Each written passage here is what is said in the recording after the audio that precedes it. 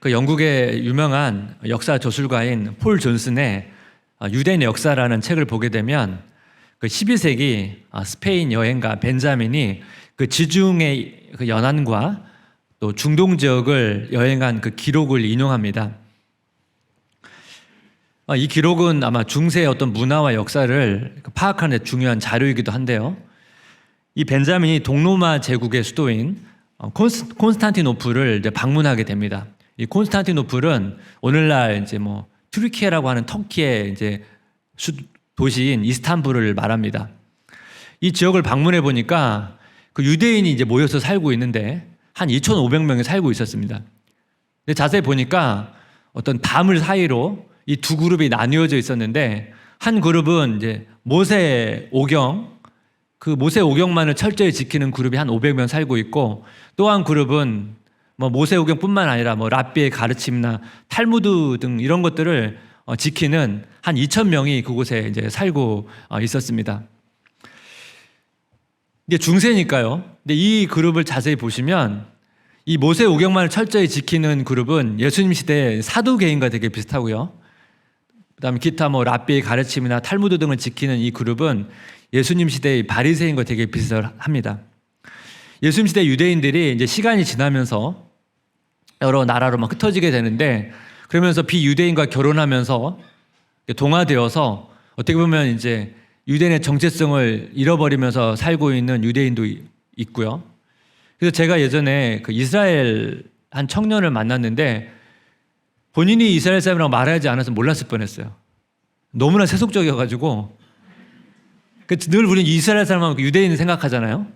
너무나 그렇지 않은 사람을 만나서 그런 경우도 있는 거죠.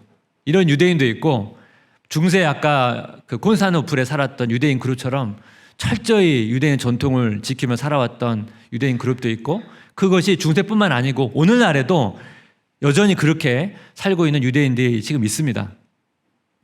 제가 예전에 그 유대인의 가정에서 유대인 부모가 그 자녀를 신앙교육하는 것을 봤는데요.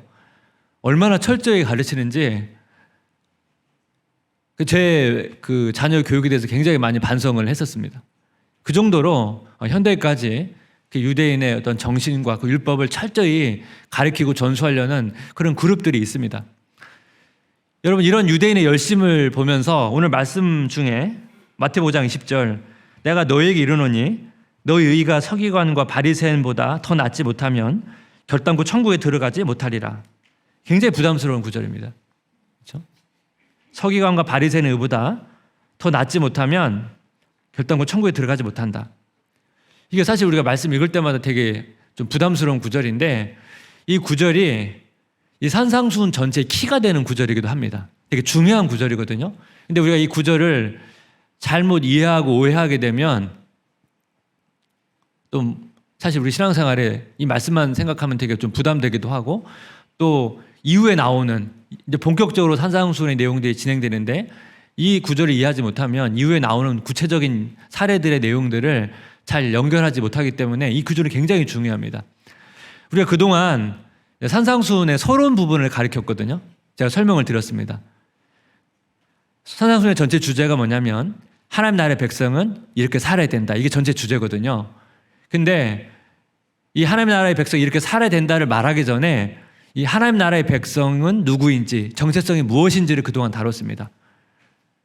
팔복, 이 팔복을 가진 사람이 이 하나님 나라의 백성의 정체성이고, 이 세상의 소금과 빛으로 사는 사람이 하나님 나라의 백성의 정체성이거든요.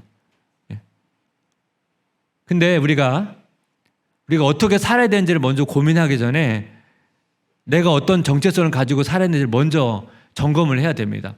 우리가 교사로서의 정체성을 정립하지 않으면 우리가 학생들을 가르치는 게 사실 힘들어요. 부모로서 또 직장인으로서의 정체성을 우리가 정확히 이해하지 못하면 우리가 부모로 직장으로 사는 것은 너무나 힘듭니다. 그래서 그동안 산상수훈을 앞부분에서 그래서 이 하나님 나라의 백성의 정체성이 무엇인지를 계속 강조하고, 이제 본격적으로 이제 산상수훈의 본론이 시작되거든요. 이 본론이 시작하면서 오늘 아까 제가 읽었던 그 구절이 본론 전체를 이제 설명하는 주제와 같은 키 같은 구절입니다. 그런 의미에서 그럼 하나님 나라의 백성은 어떻게 살아야 되는가? 바리새인과 서기관의 의보다 나은 의로 살아야 된다는 거예요. 이게 산상수훈 본론의 핵심적인 주제예요. 그래서 오늘 이 내용을 좀 살펴보기를 원하는데, 그럼 서기관과 바리새인 의보다 더 나은 의라는 게 뭐냐? 이걸 좀 바꿔 말한다면 하나님 나라에 합당한 의, 하나님 나라의 백성이 가져야 될 의, 이렇게 설명할 수가 있습니다. 그럼 오늘 그 내용을 한 두 가지로 정리를 해보겠습니다. 첫 번째, 이 하나님 나라에 합당한 의를 위해서는 첫 번째, 율법을 올바로 이해해야 됩니다. 율법을. 그럼 먼저 구약에서 나온 율법을 우리가 좀 이해를 해야 되는데, 율법이 뭐냐면 하나님께서 출애굽한 이스라엘 백성들과 언약을 맺죠. 언약을 맺고 나서 이제 너희는 이제 하나님 나라의 백성이 되었으니까 너희가 이렇게 살면 하나님의 은혜를 누릴 거야. 그러면서 기록해 놓은 게 율법이에요. 그러니까 사실 율법의 속성은, 핵심은 은혜예요. 율법 가운데 뭐 이렇게 살아야 돼, 이렇게 살지 않으면 너 혼나, 이런 얘기도 있지만 이 모든 명령의 배경은 뭐예요? 은혜예요. 은혜를 주기 위해서 주신 거예요. 근데 문제는 뭐냐면 이스라엘 백성이 이 은혜 율법을 행위 율법을 바꿔버린 거예요. 이 행위 율법으로 변질시켜 버렸습니다. 그래서 이스라엘 백성들이 이 은혜를 모르니까 어떻게 돼요? 어떤 때는 너무 교만해져서 자기 마음대로 막 하고, 또 반대로 어떤 때는 너무나 자기 연민에 빠지고 되게 침울해 있고, 때로는 너무나 두려워하고, 이 두 사이를 왔다 갔다 하는 것입니다. 그것이 구약의 역사거든요. 오늘 본문에도 보게 되면 신약에서 이 바리새인과 서기관들이 율법을 해석했던 사람들이거든요.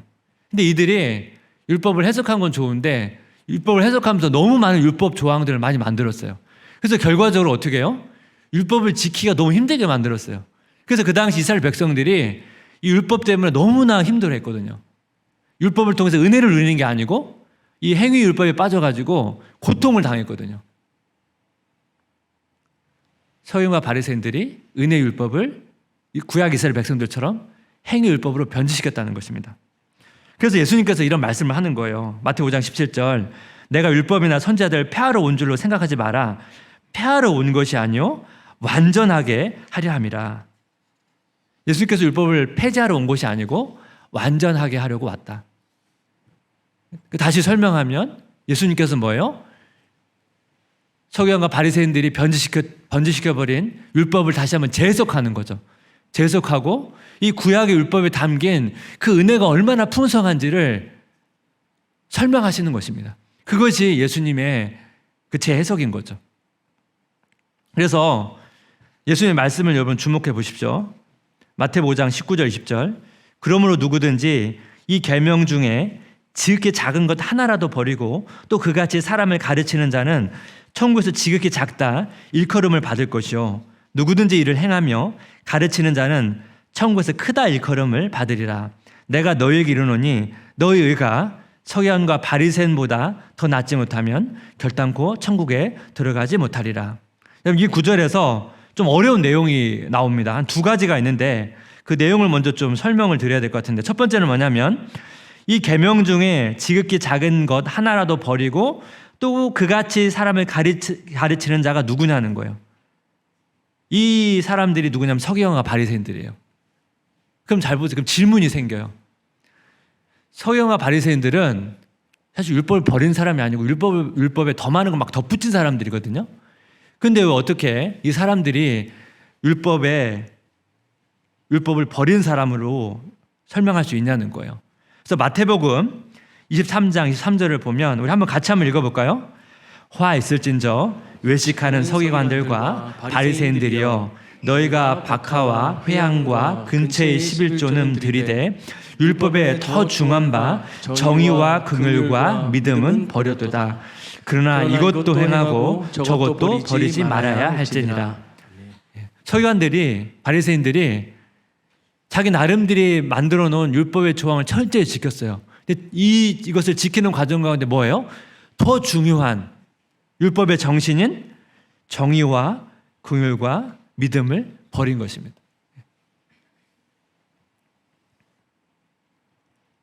이런 일들이 사실 우리 신앙 가운데 많이 생깁니다. 더 중요한 본질보다 우리가 형식만을 잡을 때가 있거든요. 우리가 보통 큐티를 하잖아요. 큐티를 하게 되면 말씀을 읽고 묵상하고 적용을 하게 되는데, 우리가 이제 워낙 이제 적용을 잘 안 하다 보니까 큐티 할 때 굉장히 강조하는 게 뭐냐면 이 적용해야 된다고 많이 강조합니다. 근데 사실 원래 큐티의 본질은 묵상이거든요. 말씀에 푹 젖는 거예요. 말씀에 푹 젖으면 묵상하다 보면 거기서 묵상 속에서 자연스럽게 끄져 나오는 게 적용이거든요.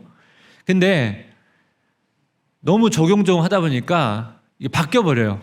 적용을 찾기 위해서 큐티를 하게 돼요. 오늘 내가 해야 될 게 뭔가. 그렇게 큐티를 하다 보면 어떤 문제에 빠지게 되냐면, 적용거리를 잘 찾아서 실천하면 너무 행복하고, 어떤 본문을 막 적용거리가 아무리 찾아도 안 나오고, 그럼 막 좌절하고, 찾았는데도 그날 실천을 못하면 좌절하고, 계속 이게 반복이 되거든요. 그러면 이 큐티가, 원래 큐티의 의미는 뭡니까? 말씀의 은혜에 푹 젖어서, 그 말씀에 젖어서 그 묵상의 은혜가 삶 속에서 여러 삶의 모습 속에서 적용을 나오는 거거든요. 그게 안 되는 거예요. 형식만 남고 본질을 놓칠 수가 있거든요. 이런 모습들이 생길 수 있다는 것입니다. 그게 오늘 이제 그 서기관과 바리새인들이 놓친 중요한 부분이고, 19절 가운데 또 하나 이제 중요한 구절이 뭐냐면, 이 계명 중에 지극히 작은 것 하나라도 버리고 또 그같이 사람을 가르치는 자는 천국에서 지극히 작다 일컬음을 받는다, 이렇게 나옵니다. 그럼 천국에서 지극히 작다 일컬음을 받는다는 게 무슨 의미냐는 거예요. 그냥 문자적으로 이해하면 어떻게 됐습니까? 그냥 천국에서 뭔가 좀 이렇게 낮은 계층으로 살아가는 건가? 뭐 그렇게 여러분 생각할 수 있는데, 이 의미는 그런 의미가 아니에요. 이 말은 천국에 들어가지 못한다는 말이거든요. 그래서 우리가 이 말씀을 어떤 식으로 많이 오해하냐면, 뭐 우리가 이 땅에 살면서 뭐 말씀도 잘 읽지도 않고 뭐 기도도 안 하고 제대로 살지도 못하면, 그래도 뭐 천국에서 부끄럽게 살지, 또 그렇게 해석하고, 그래도 뭐 천국에 들어가는 게 어디야, 이러면서 우리가 막 생각한단 말이에요. 근데 오늘 말씀이 그런 의미가 아니고, 천국에 못 들어간다는 얘기예요. 서기관과 바리새인들이 율법의 더 중요한 본질을 잃어버리고, 또 여러분 이들은 뭐예요? 그리스도를 버렸단 말이에요. 구약에서 보여주고 있는, 구약에서 계속 방향을 지시하고 있는 그리스도를 버렸잖아요. 제가 실제 있었던 일인데, 그 여름에 그 농촌에 이렇게 봉사하러 가잖아요. 그 충북에 있는 그 지역에 간 적이 있는데, 그러면 이제 그 지역에 있는 목사님들과 같이 이제 인사도 드리고 때로는 이렇게 사역도 같이 하고 그러는데, 그 어느 목사님과 이렇게 만나서 대화를 나누는데, 그 목사님이 사실 이제 거의 은퇴를 앞둔 목사님이시는데, 대화하다 뜬금없이 저한테 예수님께서 떡 5개와 물고기 2마리로 오병의 기적을 얘기하는 거죠. 그걸 저한테 믿냐는 거예요. 그리고 이스라엘이 그 홍해를 가른 그 사건, 그걸 믿냐는 거예요, 저한테. 저 당황했어요, 사실. 그 말은 목사님 안 믿는다는 얘기잖아요. 제가 예전에 가끔씩 이제 전도하다 보면 안 믿는 사람이 저한테 막 공격하는 적이 있거든요. 근데 목사님이 그 얘기를 하니까 너무 당황이 돼가지고. 근데 그 당시 그 제가 지역 그 지역 이제 어떻게 보면 농촌 선교하러 갔는데, 그 목사님이랑 논쟁하면 안 되잖아요. 그래서 제가 이제 논쟁할까 하다가 제가 참고 말았는데, 그게 굉장히 많이 좀 충격을 받았습니다. 그 목사님은 그 모든 기적들이 아니라는 거예요. 그거는 그냥 교훈을 주기 위해서 만들어낸, 꾸며낸 이야기라는 것이에요. 그래서 도덕적인 가치만 믿는 거예요. 뭐 예수님은 사랑이다, 그런 것만 이제 믿는 거죠. 근데 여러분, 성경이 통일성이거든요. 통일성이 있거든요. 그래서 어떤 거는 믿고 어떤 거는 안 믿으면 사실은 다 안 믿는 거거든요. 저는 사실 그때의 충격을 제가 잊지 못합니다. 제가 종종 이제 성도님들을 이렇게 신방하다 보면, 예전에 참 오래전에 이 목사님과 같이 주장하는 한 성도님을 만났어요. 자기는 성경을 다 믿지는 않는다고.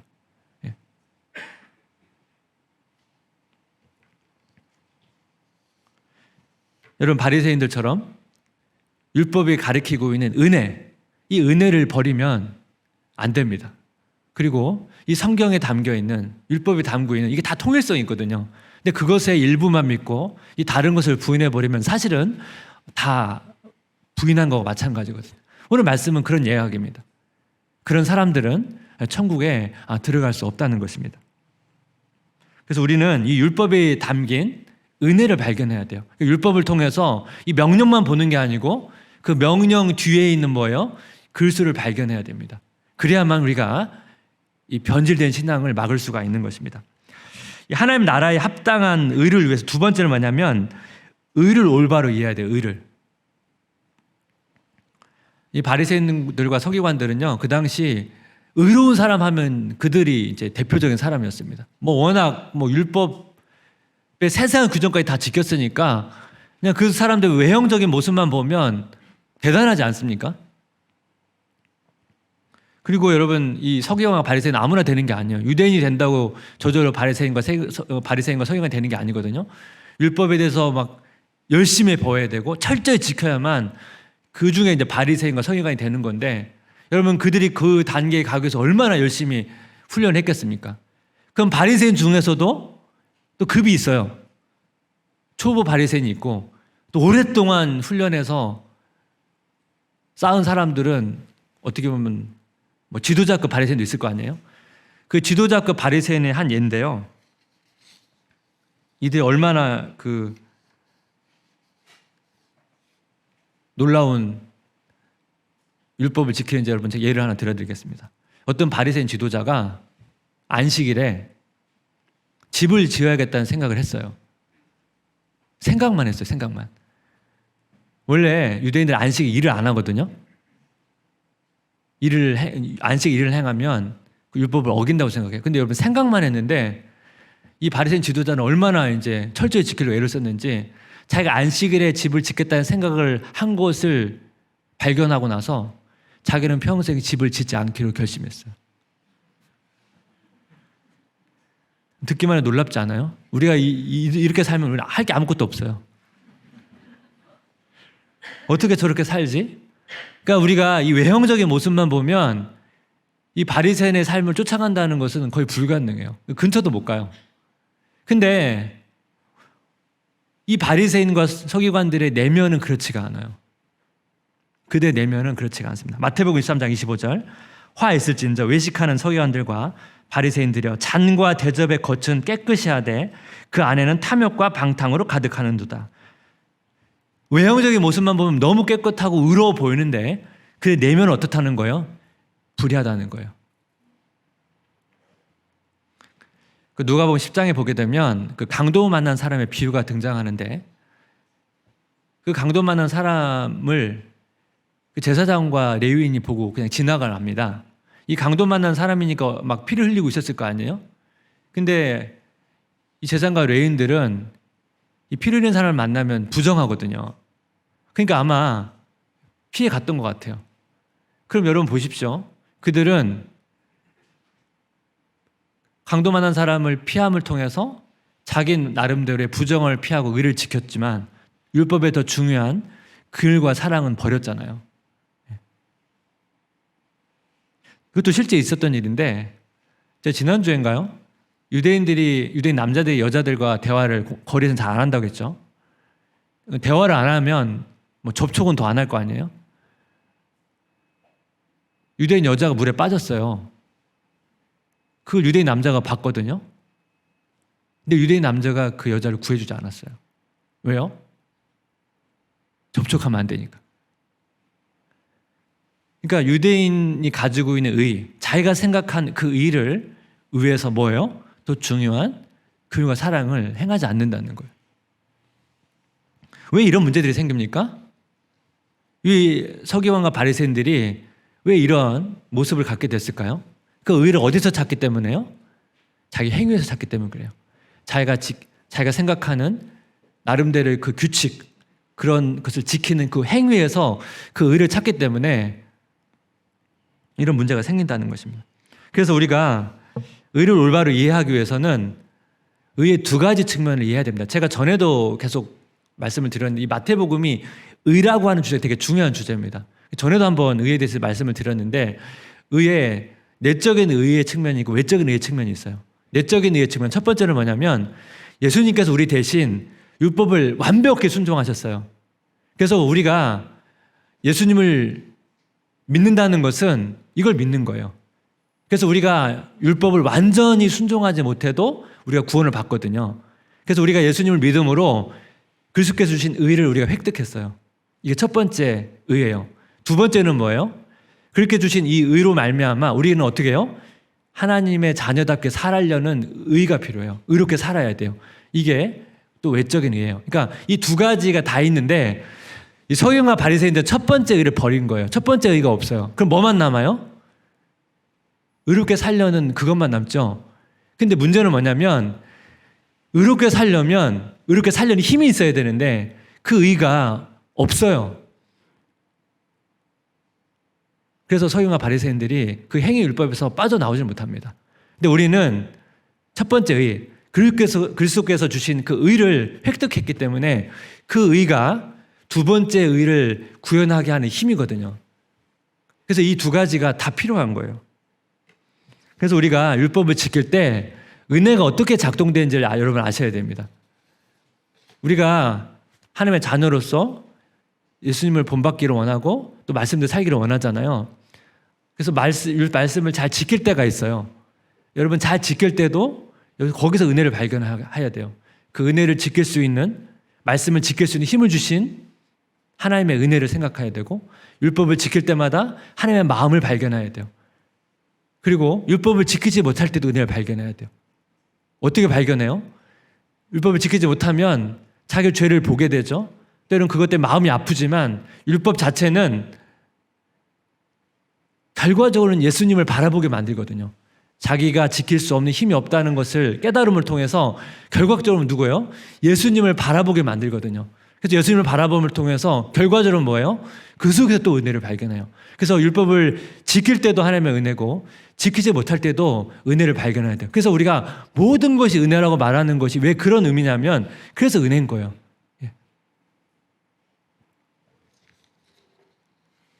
그래서 복음이 그렇게 작동을 하는 것입니다. 복음이 이게 작동을 하는 거예요. 복음은 우리가 얼마나 율법을 잘 지켰냐 못 지켰냐 이거를 따지기 전에 먼저 이걸 하기 전에 먼저 어떻게 해요? 예수 그리스도가 우리에게 주신 그 약속이 얼마나 신실한지를 보게 합니다. 그걸 날마다 발견하는 거예요. 오늘도 변함없이 우리에게 주신 구원의 약속, 변함없이 우리를 사랑하시는 그 이가 얼마나 신실한지를 발견하게 되는 것입니다. 그걸 더 많이 보는 것이죠. 그래서 여러분 한 주간 삶을 돌아보면서 우리 늘 자기 삶을 점검하잖아요. 근데 우리가 늘 문제가 뭐냐면 자꾸 못한 것만 많이 생각나요. 자기가 못한 거, 실수한 거, 잘못한 거, 아이한테 잘못한, 아이를 혼내킨 거, 심하게 막 화낸 거, 또 때로는 그런 것들 막 자꾸 생각나다 보니까 자꾸 그런 상황 속에서 힘들어하는 거죠. 왜 이렇게 못 살까? 왜 이렇게 살지 못할까? 그게 필요하긴 해요. 한데 문제는 뭐냐면 그리스도를 바라보지 못하고 이것만 보게 되면 결과적으로 우리 또 행위율법에 빠져버려요. 그래서 자기 자신을 생각하는 것보다 훨씬 더 많이 예수님을 많이 묵상해야 돼요. 예수님께서 나에게 행하신 일, 예수님께 나에게 베푸신 은혜, 예수님께 나에게 베풀어 주신 그 약속이 얼마나 신실한지를 더 많이 묵상해야 돼요. 그래야 우리가 이 행위율법에 빠지지 않고 더 중요한 거 서기관과 바리새인보다 더 나은 의로 살아갈 수가 있습니다. 그래서 여러분 겉으로 보면 서기관과 바리새인의 의가 되게 높아 보이잖아요. 근데 하나님의 관점에서 보면 서기관과 바리새인은 너무 낮은 의예요. 너무 낮아서 천국에도 들어갈 수 없는 의예요. 근데 하나님을 믿는 그 자녀들이 가는 의는 때로는 하나님 말씀대로 살지 못해서 애통하고 아파하고 그런 자의 의가 어떻게 보면 겉으로 보면 너무 낮아 보이지만 하나님의 관점에서 보면 훨씬 더 높은 의예요. 천국에 들어가서 하나님의 백성답게 사는 자의 의예요. 이게 역설이죠, 역설. 예. 마태복음 18장 19절 말씀. 예수 그리스도의 나심은 이러하니라. 그의 어머니 마리아가 요셉과 약혼하고 동거하기 전에 성령으로 잉태된 것이 나타났더니 그의 남편 요셉은 의로운 사람이라 그를 드러내지 않냐고 가만히 끊고 자요. 제가 전에 이 본문 얘기하면서 요셉이 의로운 사람의 대표로 제시했다고 말씀을 드렸죠. 근데 요셉이 그 당시로 말하면 약혼한 사람이 임신을 하게 되면 공개 처형이거든요. 근데 요셉은 그렇게 하지 않았단 말이에요. 드러내지 않았단 말이에요. 그 당시 율법의 전통으로 말하면 바리새인과 서기관의 기준 말하면 요셉은 의로운 사람이 아니에요. 근데 하나님은 어떻게 말해요? 의롭다고 말하잖아요. 왜냐하면 요셉 안에 있는 긍휼함을 보았기 때문에. 제가 그 초신자 때 그 전도를 받아서 교회를 나갔거든요. 근데 뭐 제가 막 복음을 듣고 교회를 나간 게 아니라 교회 따라가다 보니까 뭐 이런 이해가 하나도 없잖아요. 그러다 보니까 거의 약간 초반에는 거의 율법주의 삶을 살았어요. 뭐 초등학교 뭐 5학년 때 무슨 뭐 4학년 때 무슨 거룩하게 살겠습니까? 뭐 하다 보면 죄도 짓고 그렇잖아요. 근데 이게 죄책감이 들더라고요. 그래서 주일날 꼭 가야 된다고 생각했어요. 예, 주일날 가야 또 용서를 받는다고 생각했어요. 그래서 속죄의 마음으로 주일날 갔고 계속 이런 게 반복되고 뭔가 무슨 문제가 생기고 아프면 혹시 내가 무슨 죄 지었나? 이러면서 초반에는 그렇게 막 살았어요. 그러다 나중에 이제 이 복음의 의미를 알고 아 이런 것이 아니구나 라는 것을 이제 깨달았는데 이것을 깨달고 나서도 또 뭘 발견했냐면 이 복음을 알아도요 내가 은혜가 고갈돼 버리면 은혜가 고갈되면 점점 더 자연스럽게 이 행위율법으로 간다는 사실을 발견하게 됐습니다. 그러니까 행위율법이 우리가 가진 본성이에요. 죄성을 가진 본성의 특징이 행위율법으로 사는 거예요. 우리는 계속 그렇게 살려고 그래요. 그래서 은혜가 우리를 지배하지 않으면 우리는 계속 글로 가요. 그래서 은혜가 필요한 것입니다. 은혜가. 은혜가 없으면 그냥 사는 게 아니고 은혜가 없으면 우리가 서기관과 바리새인의 모습처럼 살아간다는 것입니다.